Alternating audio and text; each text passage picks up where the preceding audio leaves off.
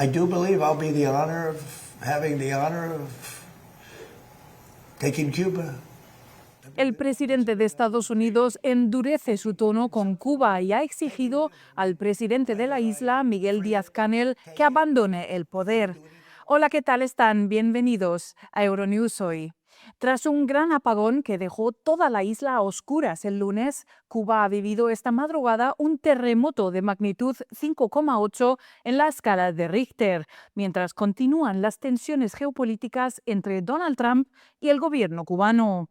En Oriente Medio, el ejército de Israel asegura que ha matado al alto cargo de seguridad iraní Ali Larijani en un ataque nocturno sobre Teherán, mientras los Emiratos Árabes Unidos han vuelto a cerrar el aeropuerto de Dubái tras varias explosiones en la ciudad. Además, el presidente de Colombia, Gustavo Petro, ha denunciado un posible bombardeo desde Ecuador, lo que ha disparado la tensión entre ambos países. Para más información, visite nuestra página web euronews.es. Vamos con las noticias del día. Las autoridades de los Emiratos Árabes Unidos anunciaron el cierre temporal del espacio aéreo del país después de que un dron iraní atacara un parque de tanques de petróleo en el Emirato de Fujairah en la madrugada del martes. El lunes los ataques iraníes tuvieron como objetivo el Emirato, así como el aeropuerto internacional de Dubái, mientras su campaña de represalias sigue sumiendo a toda la región en el conflicto y la inestabilidad. El presidente de Estados Unidos, Donald Trump, afirma que Washington no había previsto los imprudentes ataques de Teherán. I heard they were sending missiles to UAE. I said, that's strange. UAE Oí que estaban enviando misiles a los Emiratos Árabes Unidos y dije, qué raro. Ya saben, los Emiratos Árabes Unidos son como el banquero de Irán. Qatar es su vecino y se llevan bien. Y de repente Kuwait está sufriendo el golpe. Bahrein y todos estos países están siendo atacados. No había ningún experto que dijera que eso iba a pasar. El ejército israelí anunció el martes por la mañana que estaba llevando a cabo nuevos ataques en todo Irán dirigidos contra instalaciones militares con el objetivo de eliminar la postura ofensiva del país. Las FDI también afirmaron que estaban ampliando los ataques al vecino Líbano, donde se están llevando a cabo operaciones terrestres limitadas y selectivas contra el grupo Hezbollah, respaldado por Irán. Nos hemos preparado para esta guerra prolongada y anticipamos que Hezbollah abriría fuego. Antes de que comenzara la campaña, contábamos con 5 puestos avanzados en la primera línea de nuestras comunidades. Mientras tanto, la administración Trump sigue presionando para obtener ayuda internacional con el fin de establecer una fuerza policial que proteja el vital estrecho de Hormuz y estabilice la crisis mundial de los precios de la energía. El crudo Brent siguió cotizando por encima de los 86 euros el barril el martes, aproximadamente un 40% más que las cifras previas a la guerra. Trump ya había amenazado con que la falta de cooperación podría augurar un futuro muy sombrío para los aliados de la OTAN, que hasta ahora se han mostrado reacios a comprometerse con su propuesta.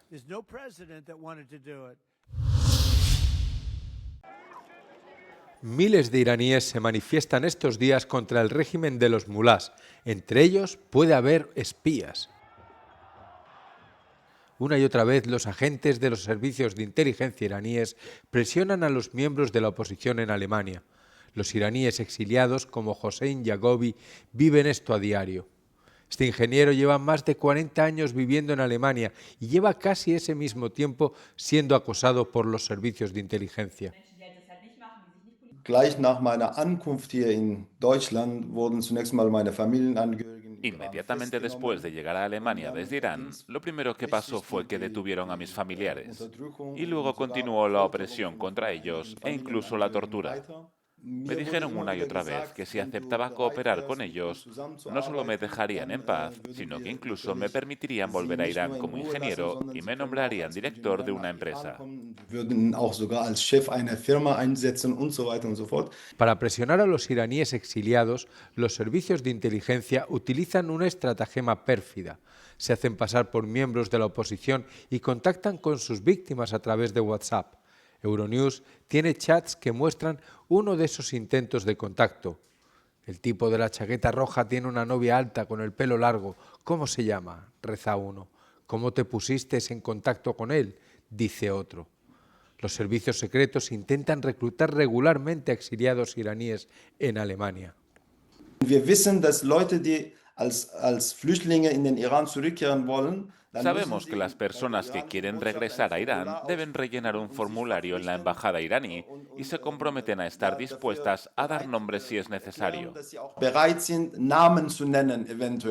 Y eso es, por desgracia, un peligro a través del cual algunas personas son reclutadas como espías.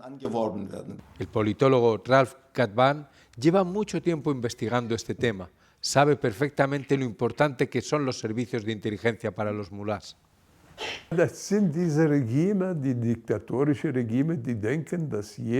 es el tipo de regímenes dictatoriales que creen que cualquier figura de la oposición que pueda suponer una amenaza debe ser silenciada. Eso es característico de los regímenes autoritarios. En Alemania viven unos 160.000 iraníes sin pasaporte alemán. A ellos se suman numerosas personas con doble nacionalidad. Las denuncias sobre posibles acosos por parte de agentes de inteligencia a menudo no llegan a nada. Lo único que les queda es la esperanza de que el régimen iraní llegue pronto a su fin. El servicio de inteligencia iraní se muestra especialmente activo en las manifestaciones aquí en Alemania. Intenta infiltrarse en los círculos de la oposición para obtener fotos, nombres y direcciones de los críticos. El régimen iraní, según me han dicho los expertos, incluso envía agentes de inteligencia a Alemania haciéndose pasar por refugiados. El problema se ha vuelto tan grave que la Oficina Federal para la Protección de la Constitución ha creado un centro de denuncia para los afectados. La jefa de política exterior de la Unión Europea, Kaja Kallas, afirmó que no había ningún interés en ampliar el mandato de la misión naval Aspides de la Unión Europea al estrecho de Ormuz. Kallas habló en Bruselas tras la reunión de los ministros de Asuntos Exteriores del bloque para debatir cómo debería responder Europa al impacto de la guerra entre Estados Unidos e Israel contra Irán. Hemos debatido opciones para proteger mejor el transporte marítimo en la región. La Unión Europea ya cuenta con operaciones navales en marcha. Contamos con la operación Aspides, que desempeña un papel clave en la salvaguarda de la libertad de navegación. En nuestros debates se puso de manifiesto un claro deseo de reforzar esta operación, pero por el momento no hay ningún interés en modificar el mandato de la operación Aspides.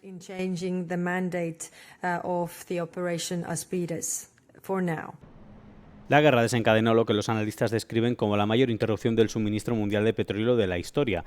La declaración de Kallas se produce un día después de que el presidente de Estados Unidos, Donald Trump, aumentara la presión sobre Europa para que ayude a proteger la vía marítima. La ministra de Exteriores rumana, Oana Toiu, ha declarado que la Unión Europea no desea una guerra más prolongada en Oriente Medio y que el bloque se está centrando en reducir las tensiones en la región. Toiu ha subrayado que la apertura del estrecho de Ormuz es esencial para proteger a los ciudadanos del aumento vertiginoso de los precios de la energía. La ministra reitera su reticencia a involucrarse en cualquier conflicto militar directo y ha querido responder ante las exigencias del presidente de Estados Unidos, Donald Trump, para que una misión naval europea le preste ayuda, algo que han rechazado los 27. En cuanto a la petición de Estados Unidos para proporcionarles ayuda, está claro que los 27 rechazan involucrarse en el conflicto de cualquier forma. Y esto no solo ocurre con los países europeos. En nuestro caso, algo que está muy claro es que tenemos que proteger el Mar Negro. Eso es muy importante porque no debemos olvidar que todavía tenemos una guerra en nuestra frontera y que esa es la frontera de la Unión Europea. Y sobre este asunto diría que nos preocupa el levantamiento de las sanciones sobre el petróleo ruso que Estados Unidos quiere proporcionarles, un recurso adicional que podría incentivarles. Toiu también se ha referido a la base antimisiles de Deveselu, señalando que su país está equipado para interceptar amenazas procedentes de Oriente Medio. En cuanto al préstamo de 90.000 millones de euros a Kiev, que se encuentra estancado, Toiu insiste en que apoyar la resiliencia de Ucrania sigue siendo una prioridad. A quien diga que es demasiado caro seguir apoyando a Ucrania en su resistencia, le diría que la alternativa es mucho más cara. Afganistán acusa a Pakistán de bombardear un hospital en Kabul y dejar al menos 400 muertos y 250 heridos. En plena escalada de tensiones, Pakistán niega haber atacado zonas civiles y rechaza la acusación, afirmando que los ataques de su ejército no impactaron en zonas civiles, sino que iban dirigidos contra instalaciones militares en Kabul y en la provincia oriental de Nangarhar. El incidente supone la escalada de un conflicto que comenzó entre ambos países a finales del mes pasado, tras enfrentamientos transfronterizos, hostilidades que interrumpieron el alto el fuego negociado por Qatar en octubre. En Cuba, un apagón generalizado deja a oscuras a 11 millones de cubanos, mientras el presidente Donald Trump declara que pronto tomará la isla. La deteriorada red eléctrica de Cuba sufre apagones diarios. Entre tanto, Washington reitera desde hace semanas que mantiene conversaciones con funcionarios de La Habana para organizar la salida de Miguel Díaz-Canel en una toma amistosa del país. Tomar Cuba de alguna forma, sí, y hacerme cargo de ella. Quiero decir, ya sea liberándola o tomándola. Creo que podría hacer lo que quisiera con ella. Es una nación muy debilitada en este momento.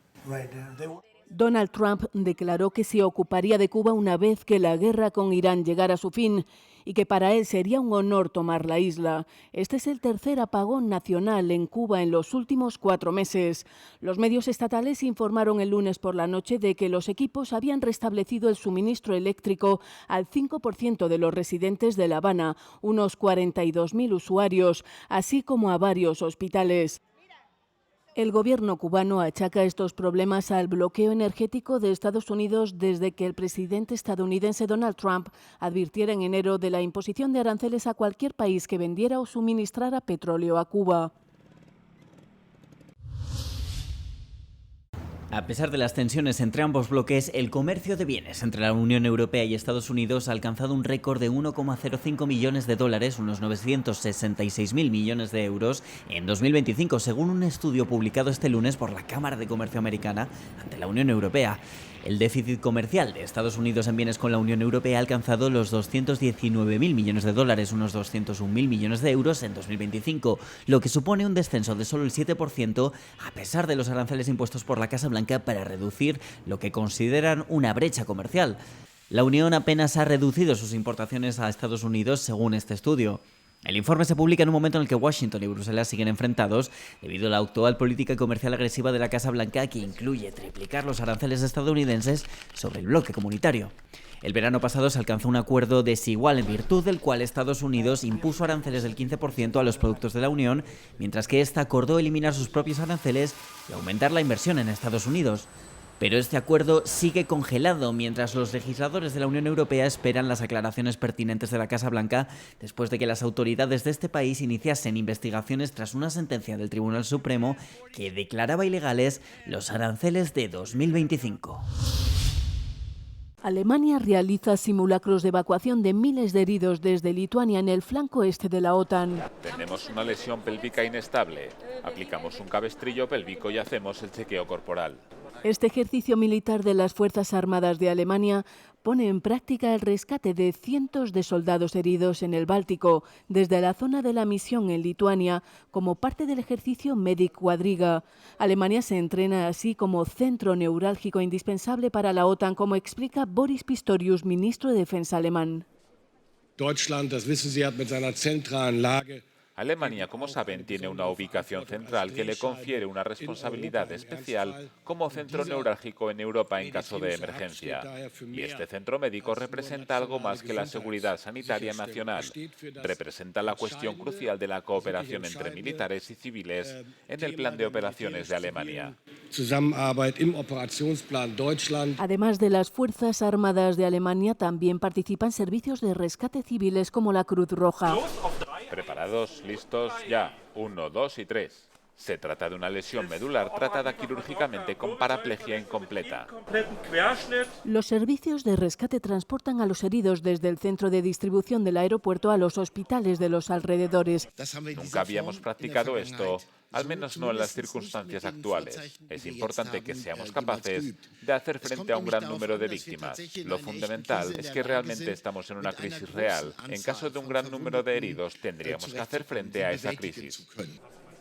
Si surgieran tensiones armadas en el flanco oriental de la OTAN, podría darse el caso de evacuaciones masivas desde los países bálticos. El ejercicio Medic Quadriga muestra el esfuerzo de planificación que requiere cada rescate individual.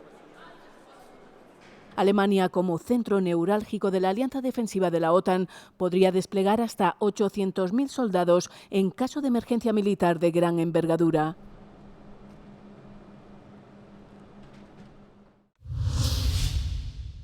La comisaria europea para el Mediterráneo, Dubravka Šuica, ha defendido su presencia en la reunión inaugural de la Junta de Paz de Donald Trump, insistiendo en que su asistencia no constituye un respaldo formal a este organismo. La reunión en Washington tuvo lugar apenas 48 horas antes del estallido de la guerra de Irán, lo que ha desatado intensas críticas por parte de varios Estados miembros de la Unión Europea que argumentan que la medida infringe los tratados de los 27. En ese momento la Junta estaba destinada a la reconstrucción de Gaza. La invitación para la Junta de Paz la recibió la presidenta von der Leyen y yo la representaba en esta reunión. Eso no significa que hayamos legitimado esta Junta. Simplemente estamos observando lo que sucede. Esta fue una buena ocasión para mí como comisaria para reunirme con todos los líderes de la región. No estamos de acuerdo con algunos de los procedimientos de la Junta ni con el ámbito de aplicación u otras cuestiones, por lo que no somos miembros. Estábamos allí por razones de cortesía. ¿Seguirá asistiendo a cualquier reunión que esté específicamente vinculada a la situación en Gaza? Lo decidiremos caso por caso. Aunque la Unión Europea sigue siendo el mayor donante de ayuda humanitaria en la región, Šuica ha admitido que la influencia actual de Bruselas es limitada y que resulta muy difícil elaborar una estrategia a largo plazo para Oriente Medio mientras el conflicto sigue evolucionando. La presidenta quería que estuviéramos presentes y no limitarnos a ser meros espectadores, sino actores en la región. En este momento, por desgracia, somos sobre todo contribuyentes. Pagamos mucho y nuestra influencia no es tan grande, pero queremos aumentar nuestra influencia en la región y a nivel mundial. Al abordar el efecto dominó en el Líbano, Šuica ha respaldado los esfuerzos franceses para mediar en un acuerdo, pero ha advertido de que el impacto en los precios mundiales de la energía hará que volver a una posición de partida sea casi imposible. Están observando el rostro de un varón de entre 40 y 50 años cuyos coetáneos sospechaban que podría tratarse de un vampiro, según un equipo de investigadores. Sus restos fueron descubiertos en 2023 en el cementerio de una iglesia croata. Los arqueólogos descubrieron que el cuerpo había sido enterrado inicialmente de forma adecuada, pero posteriormente fue exhumado decapitado y vuelto a enterrar boca abajo. Este individuo fue enterrado como es debido, ya que pudimos encontrar los brazos, incluyendo sus dedos. Todo estaba en la posición correcta, por lo que fue muy fácil de recuperar. Y luego tenemos el tórax, que estaba invertido. Así que esto nos indica que todos los huesos seguían en esa posición, lo que significa que esto no ocurrió después de la descomposición, sino mientras ésta se producía, o incluso en una fase posterior. Así que esto ya bastó para llamar nuestra atención. Ocurrió algo inusual, que no se parece en nada a la práctica cristiana. Los análisis de laboratorio revelaron detalles aún más inquietantes, tal y como nos cuenta Natasha Sarkic. Lo segundo que observamos en el laboratorio fue que el cuerpo tenía unas fracturas inusuales y también observamos que el individuo había sido asesinado. Así que eso ya nos llamó aún más la atención porque nos dimos cuenta de que sin duda algo raro había pasado. El hombre tenía un tobillo roto mal curado y costillas fracturadas recientemente. En el folclore eslavo se cree que aquellos que mueren violentamente se convierten en espíritus violentos. Utilizando tomografías computarizadas e inteligencia artificial, los expertos en gráficos han reconstruido su cráneo y recreado el rostro añadiendo tejido blando basado en datos anatómicos. Nosotros somos nuestro rostro, la forma de nuestro rostro. La simetría o asimetría ya está conformada por el tamaño de nuestro cráneo, el tamaño de la nariz y su anchura, la forma de los ojos. Todo esto ya forma parte de la estructura.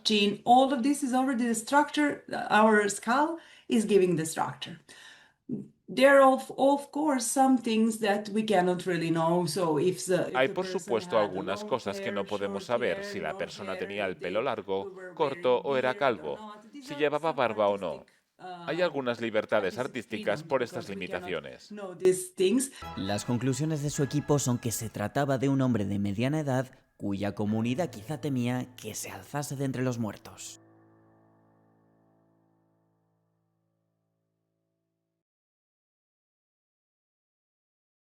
¿En qué país de la UE es más fácil acceder a los anticonceptivos?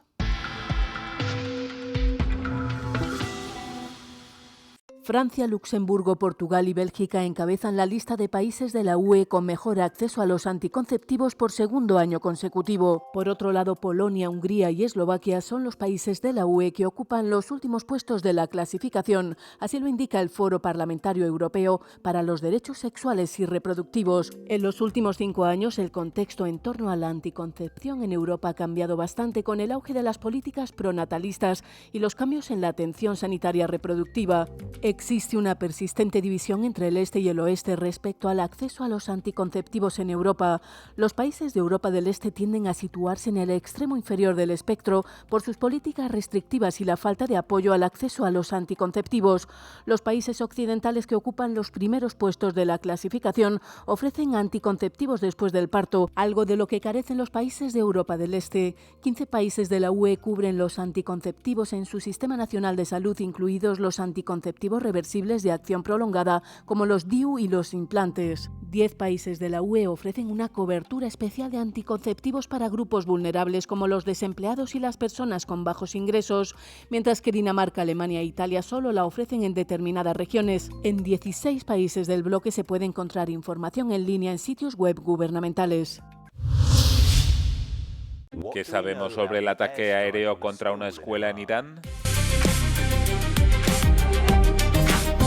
Un ataque con misiles que alcanzó la escuela primaria Sayyare Tayyebe en Irán y causó la muerte a más de 170 personas ha desatado la indignación internacional mientras continúa el conflicto en Irán. Estados Unidos e Irán no tardaron en culparse mutuamente y ya se ha puesto en marcha una investigación para esclarecer qué sucedió y quién es responsable. A continuación repasamos cómo se han desarrollado los acontecimientos. La escuela fue alcanzada en la mañana del 28 de febrero y los informes indican que entre los fallecidos había más de 100 niños. Ocurrió al mismo tiempo que un ataque contra una base naval adyacente gestionada por el Cuerpo de la Guardia Revolucionaria Islámica, y las imágenes desde satélite muestran que ambas se encuentran muy próximas entre sí. Las declaraciones oficiales de las fuerzas estadounidenses indican que estaban atacando bases navales de la zona, lo que sugiere que eran los principales sospechosos de haber llevado a cabo también el ataque contra esta base. Los vídeos muestran que en los ataques se utilizaron misiles Tomahawk y Estados Unidos es el único país implicado en el conflicto que los utiliza. Trump ha intentado culpar a Irán del ataque.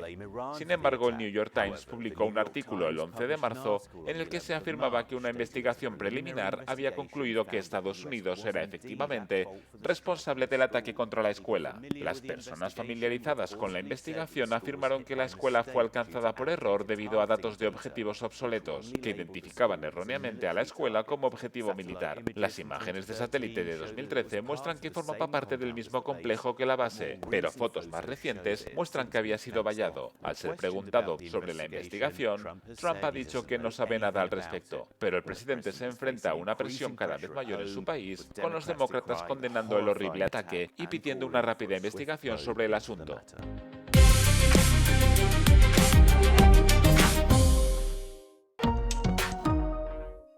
Antes de dejarles con nuestro No Comment del día, les recordamos que pueden mantenerse informados sobre todo lo que ocurre en Europa y el mundo en nuestras redes sociales. Gracias por seguirnos cada día. Que tengan un feliz martes. Euronews, el tiempo.